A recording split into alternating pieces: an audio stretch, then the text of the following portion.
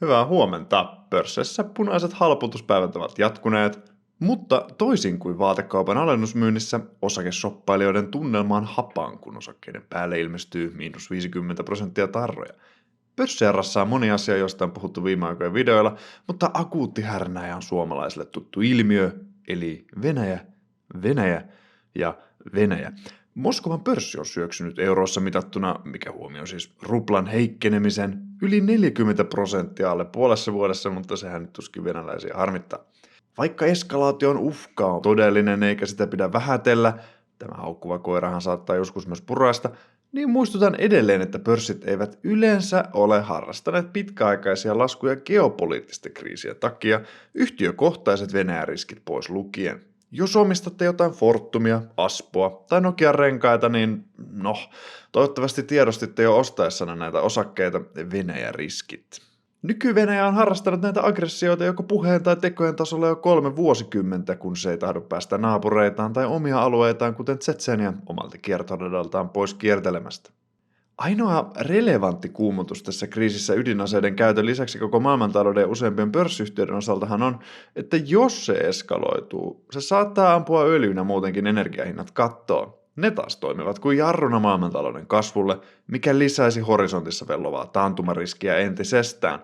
Huomatkaa, että finanssikriisin kynnyksellä 2007 ja 2008 öljyhintahan raketoi, mikä käsittääkseni kontribuoi osaltaan talouden hidastumiseen.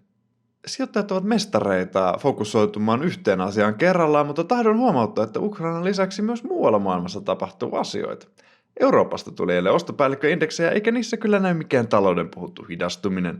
Yli 50 lukemat kertovat kasvusta suhteessa edelliseen kuukauteen. Teollisuus paukuttaa menemään. Palvelualat, jotka ovat suurin lohko taloudesta, piristyvät myös, mutta tähänhän totta kai vaikuttaa pandemian rajoitusten purku, kenellä bisnes nyt ei piristys, kun saa laittaa sen kaupan auki. Helsingin pörssin yhtiöille Eurooppa on isoin kohdemarkkina ja siksi sen talouskuulumisiahan kannattaa seurata. Maailman toiseksi suurimmassa taloudessa eli Kiinassa pörssit ovat valuneet virallisen karhumarkkinan eli yli 20% kurssilaskun puolelle. Maan kiinteistösektorin vaivat ovat tuttu huoli. Kiinalaisia teknoosakkeita on painanut viime aikoina jälleen uusi kierros regulaation kiristämistä, kun kommunistinen puolue näyttää kaapin paikkaa. Että kyllä tässäkin autoritäärisessä maassa osataan painaa omaa pörssikankkulan kaivoon. Pörssissä on jo vuoden päivät sihissyt ilmaa ulos kasvuosakekuplasta, mutta viime aikoina hidas ilmojen päästely pallosta on muuttunut raivoisaksi puhkeamiseksi. Mennään viattomasti pällistelemään, miltä raunioiden seassa näyttää. Klassisia pohjamerkkejä ei vielä ole näköpiirissä koko markkinan osalta, mutta osakepoimijalle markkina tarjoaa varmasti alati enemmän mahdollisuuksia. Pitää aina muistaa, että pörssi on osakkeiden markkina, ei osakemarkkina. Romahtaneen romunkin seasta voi löytää oikeita kultakimpaleita. Kiitän tässä vaiheessa videon katsomisesta, muista laittaa peukkoa ylös ja kommentoida, jos sopii jotain uutta ja viihdyit. Sijoitus Twitterissä pyörii tällainen hyvin synkkä lista pandemian rallin hype-osakkeiden kurssikehityksestä, ilmeisesti laskettuna niiden kurssihuipuista näihin päiviin saakka. Amerikan sijoituskenessä puhutaan osakkeista usein kuulisti niiden tikkereillä eli kaupankäyntitunnuksilla, minkä takia monet noista 4 kirjaimen yhdistelmistä voi näyttää suomalaisille vieraalta. Joukossa on muun muassa osakevälittäjä Robinhood Markets, videopalvelu Vimeo, Fastly, Roku, ruotsalainen kauramaito rynnäkköyhtiö Oatly ja Zoom, jotka ovat romahtaneet 60–90% huipuistaan. Tarkoitus ei ole viedä katsojaa kuvainnollisesti montun reunalle epäkunnioittavasti pällestelemään teknoromahduksen ruumiita, vaan havainnollistaa kuinka raju ja nopea romahdus sijoittaja viime vuoden monissa lempiosakkeissa on ollut. Pörssi on vaarallinen paikka, jossa voi nopeasti tulla lunta tupaan. Käytännössä melkein koko tuo joukon osalta sijoitusteesin olisi voinut tiivistää niin, että pandemia kiihdytti teknologiaratkaisujen menekkiä ja tätä valtavaa boostia sitten ekstrapoloitiin pitkälle tulevaisuuteen. Kuten monesti tuppaa käymään, teknologista kehitystä on yliarvioitu ja yhtiöiden todellinen kyky vääntää voittoa omistajille on kuviteltua alhaisempi, ellei jopa olematon.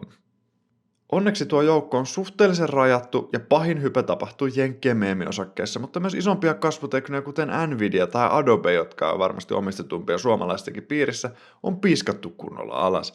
Näytön ohjaamista tunnettu Nvidia ratsastaa niin isolla megatrendeillä kuten tekoälylaskenta, ettei ääneen kehtaa sanoa ja se kuuluu klubiin teknofirmoja, jotka kolkuttelevat markkina-arvossa jo megateknojen kuten Amazon ja Facebook koko luokkaa. Ja silti tommonen piiska on heilahtanut. Meidän kotipörssissä myös moni pandemiavoittaja, esimerkiksi Harvia ja Kuutti, ovat saaneet kunnon löylyt, no pun intended. Onneksi hyvä uutinen näiden yhtiöiden ja sijoittajan osalta on, ettei varsinkaan Kuutin puolesta kasvunäkymällä laikaan heikentynyt, vaan osakekursseja on rankaissut oletettavasti enemmän korkojen nousupuheet ja kasvuyhtiöiden sentin rapautuminen. Ja alleviivattakoon jälleen, että pitkäjänteiselle sijoittajalle, joka jaksaa katsoa vuosien päähän, laadukkaiden firmojen kurssilaskuhan on pikemminkin mahdollisuus. Tämä on vain oma subjektiivinen havaintoni, enkä ole pyrkimässä miksikään tunneauktoriteetiksi, vaikka onkin nykyään muodikasta argumentoida sen perusteelta, miltä itseltään tuntuu. Sijoittajissa on havaittavissa jos jonkinlaista väsymystä ja alistumista raan pörssiarjen realiteettien edessä. Osakkeiden omistaminen ei enää palkitse välittömällä kurssiraketoinnilla ja siitä seuraavalla endorfiinipurskeella, vaan viikon päätteeksi pitää olla tyytyväinen, mikäli portfolio on polkenut edes paikallaan. Yhtiöiden hyvinkään uutisiin ei suhtauduta enää avosyliä ja riemulla, vaan esimerkiksi juuri Kuutin uudet strategiset tavoitteet otettiin vastaan osin skeptisesti ainakin Inderesin sijoitusfoorumilla. Vuosi sitten jengi olisi lähtenyt torille riehumaan, mutta nyt oli tunnelma erilainen. Kuplan sihisemisen tajuamiseen markkinoilla on mennyt tovi. Vaikka pörssit eivät ole indeksitasolla laskeneet vielä paljon, monilla hypetonteilla, kuten uusiutuva energia tai vety, on romahdettu yli vuoden päivät. Ylilyöntien multihuipennus ARK ETF on harrastanut radioaktiivisen jätteen kaltaista puolintumisaikaa, mutta moninkertaisella nopeudella. Laajasti teknoihin romahdushan levisi vasta marraskuussa, kun Fed käänsi takkia rahapolitiikassa. Tästä saa jälleen hyvän yhtymäkohdan teknokuplaan. Indeksejä katsomalla voisi luulla, että teknokupla poksahti äänekkäästi, yllättäen kaikki, että no nythän ne juhlat loppuivat.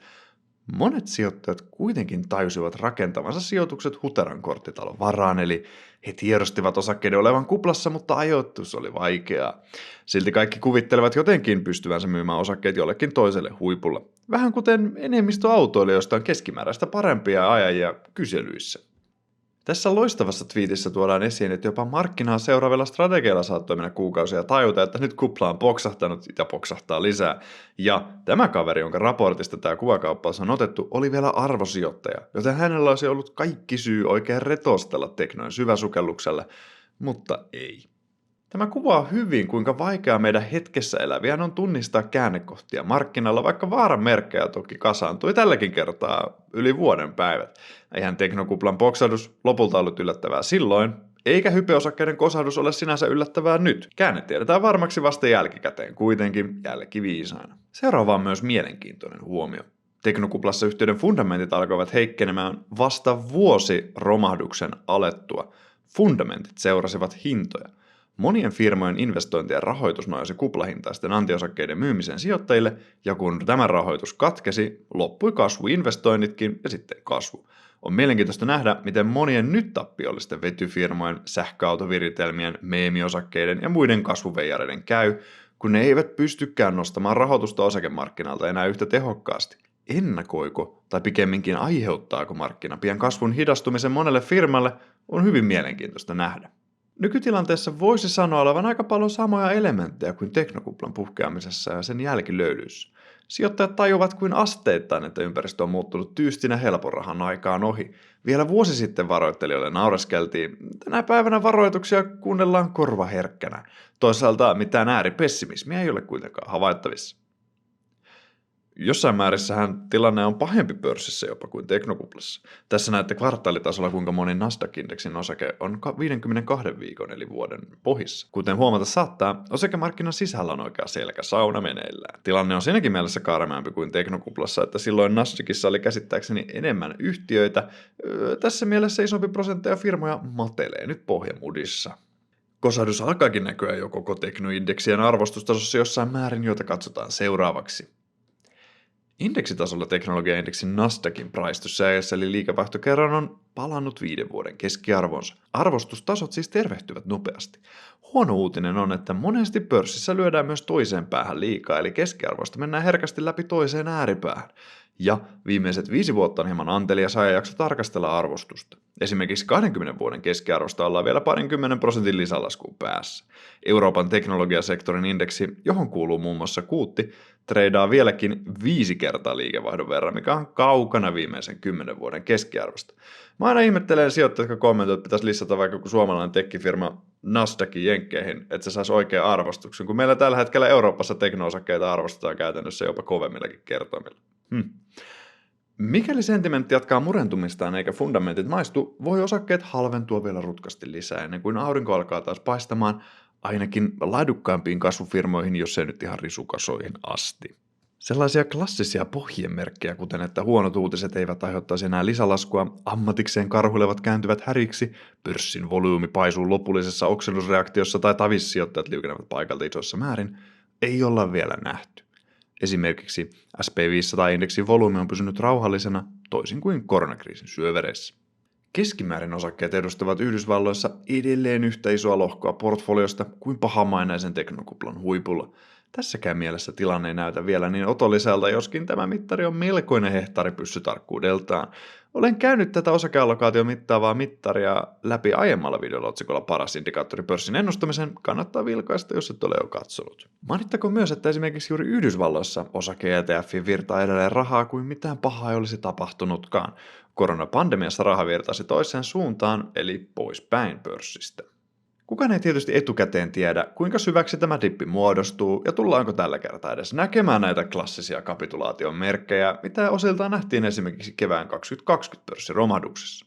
Vaikka sijoittaminen ei välttämättä juuri nyt ole niin hauskaa kuin esimerkiksi vuosi sitten, niin pitkäjänteisellä osakepoimijallahan tilanne on antoisampi, kun mielenkiintoisia yhtiöitä laskeutuu takaisin ostotutkaan pettyneiden omistajan dumpatessa osaketta laitaan.